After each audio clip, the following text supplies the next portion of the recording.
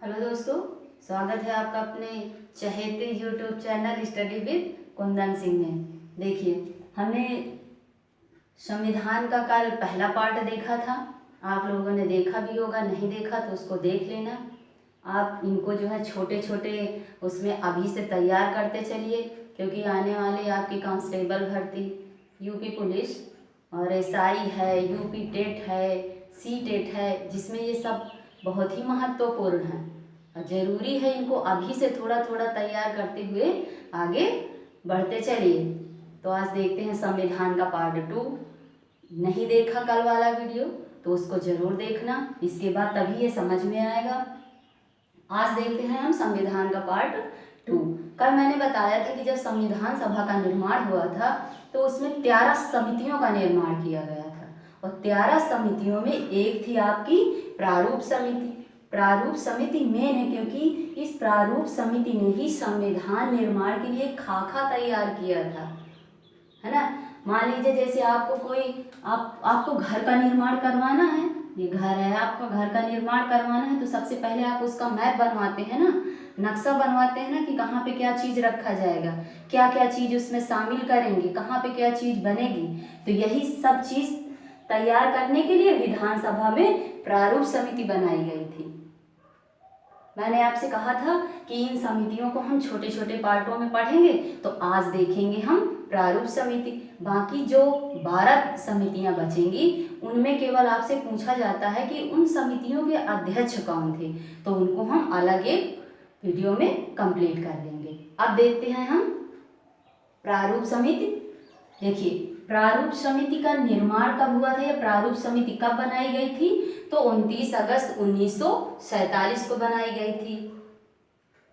इस प्रारूप समिति का कार्य क्या था, यह क्या काम करती थी, तो इसका काम था कि इसका प्रारूप निर्धारित करना, इसको किस तरह बनाएंगे, इसका खाका तैयार करना, इसका मॉडल तैयार करना, ये सारे काम किसका था, प्रारूप समिति का। और ये कौन यहाँ पर जो है उद्देश्य प्रस्ताव कौन लाए थे, हमारे जवाहरलाल नेहरू लाए थे।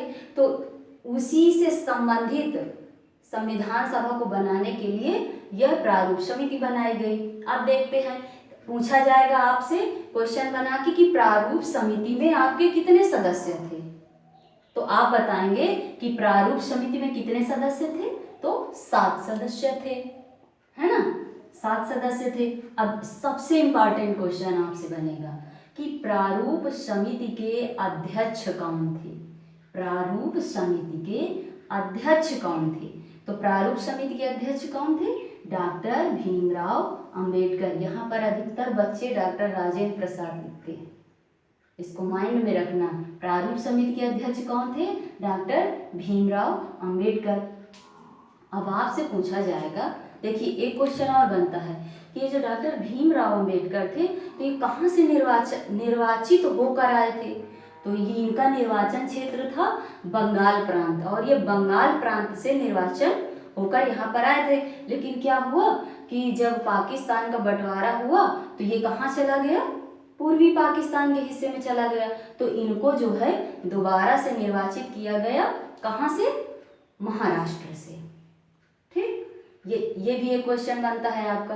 अब देखिए, अब आपसे पूछा जाएगा कि इसमें कुल कितने सदस्य थे, तो 7 सदस्य थे। किसको लगा के, अध्यक्ष को लगा के। तो बचे कितने, बचे 6।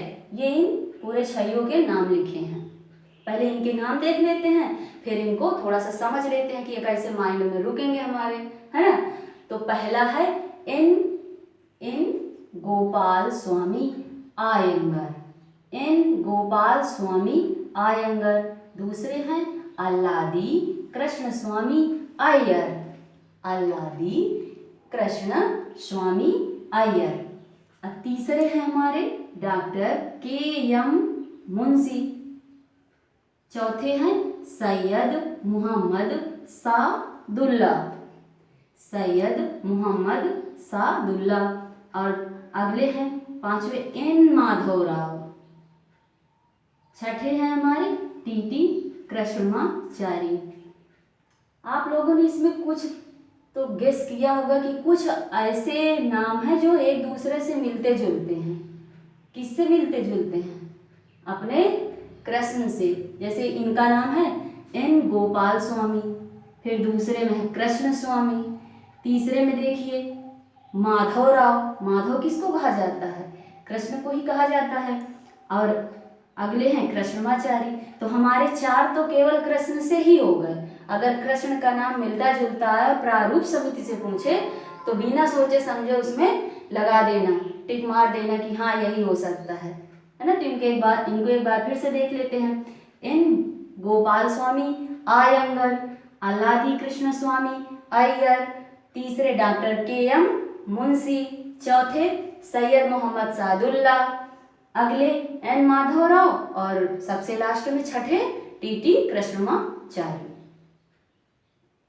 अब देखते हैं उसमें जो पहला पार्ट था तो कुछ चीजें रह गई थी। जैसे आपसे पूछा जाएगा कि भारतीय मूल संविधान में कितने अनुच्छेद थे? मूल में, पहले में।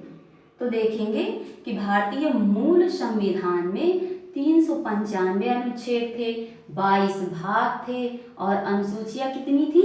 8 अनुसूची थी। कितनी थी?